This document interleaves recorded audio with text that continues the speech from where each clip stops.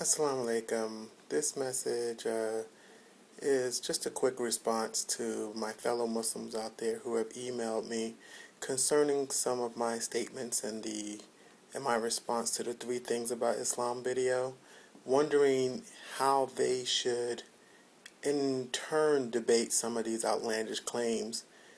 One of the things I wanted to say is that when it comes to debating those critics of Islam, we have to remember that those who truly want knowledge and those who really want to know the answers regarding our religion will actually put in the time to research.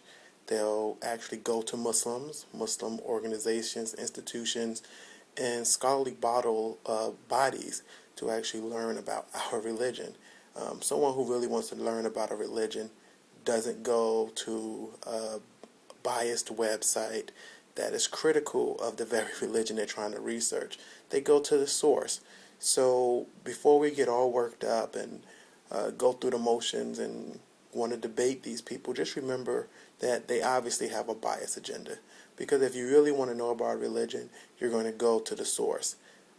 If I wanted to learn about Christianity or Judaism, I would go seek a pastor or a rabbi. I would not go seek an anti-Christian Muslim cleric or a Buddhist monk or anything like that. I would go to the source. So let's first off remember that. Another thing is we have to remember is to never be defensive. The whole point in these debates is to get you worked up. When you get defensive, they can automatically try to spin that to say that you're lying. If you already have the facts and you have the truth, you don't have to defend against baseless accusations, because they're only one red herring after another to throw you off topic with straw man arguments and other types of debate tactics meant to take you off your guard. So make sure that you be clear and stick to the facts.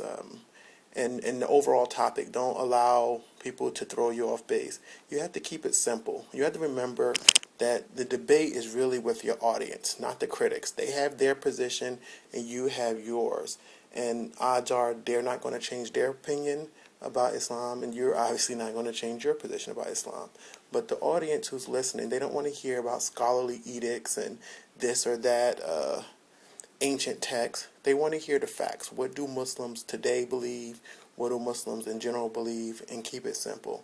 One of the debate tactics our critics always use, they look at ancient manuscripts from centuries ago, things that your average Muslim hasn't even read, and they try to throw these little clippets or these little taken out of context statements and ask you what it means. And most of Muslims fall into the trap of actually trying to debate that point by point, and then they have you, because they don't know what they're talking about. They don't have degrees in Arabic or Islamic studies or study at any of these fiqh schools. So they throw these arguments out here to throw you off, because you've never been to those places either.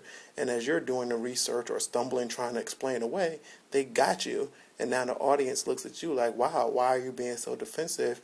It makes it seem like you're lying. So you have to keep things to the point and stick to the topic. If the debate is about Sharia, don't let them pick this or that random fiqh manual from 6 centuries ago and say, well, what about this statement and what about that statement? Because first off, the topic is Sharia. Stick to what Sharia is and what Sharia is not.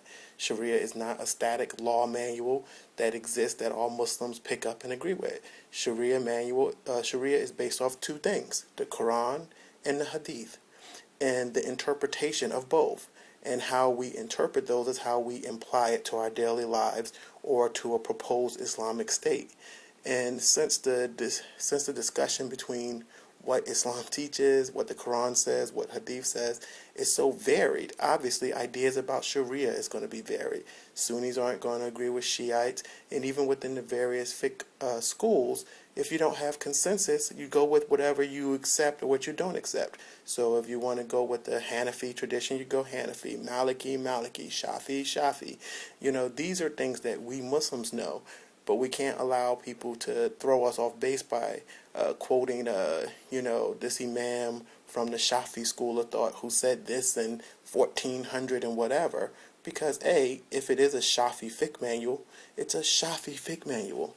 And it may or may not agree with the Maliki fiqh manual or the Hanafi fiqh manual, Who knows? How do we know there weren't manuals that came after that? A fiqh manual is just an interpretation of the Quran and Hadith, and interpretations change. So you have to be, when you're going to these debates about Sharia, stick to what Sharia is and what Sharia is not. It's not a static manual, and it's always open to interpretation. Don't let people quote fiqh manuals and lie and say this is Sharia, because it is not.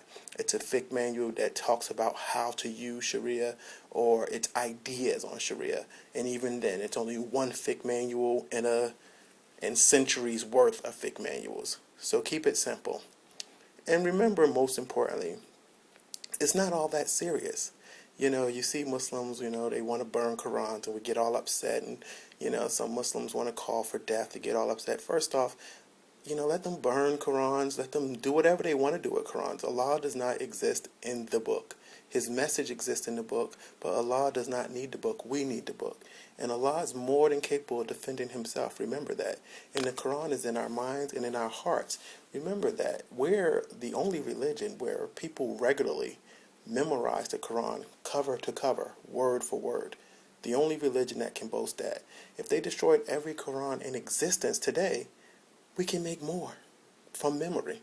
We have Hafiz all over the world, Islamic world, and even those who aren't full Hafiz who memorize the entire Quran, we have people who memorize great portions of the Quran.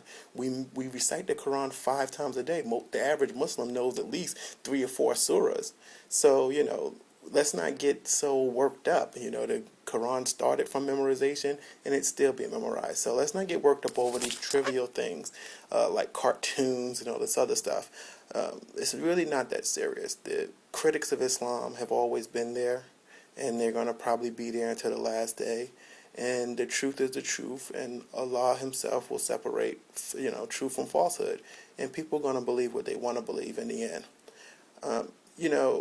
These things you have to remember, because these arguments are ridiculous. They really are. If the arguments were really that great, their tactics wouldn't be so desperate. You look at people like Pamela Geller, for instance, whom I debated once.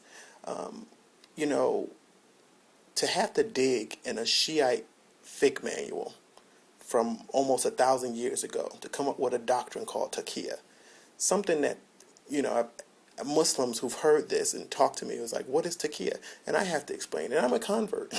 And these are people who've been Muslim all their lives, never even heard the term. A, because they're mostly Sunni.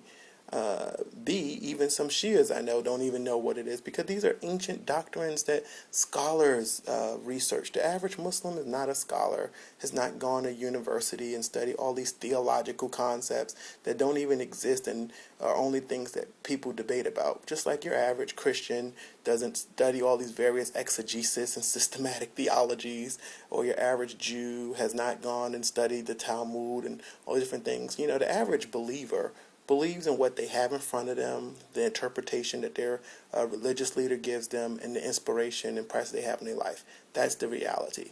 So when people have to dig into old manuscripts and say, oh, well, Imam Shafi said such and such, or wrote such and such in the year 700 something something, so now all Muslims believe this, it's ridiculous.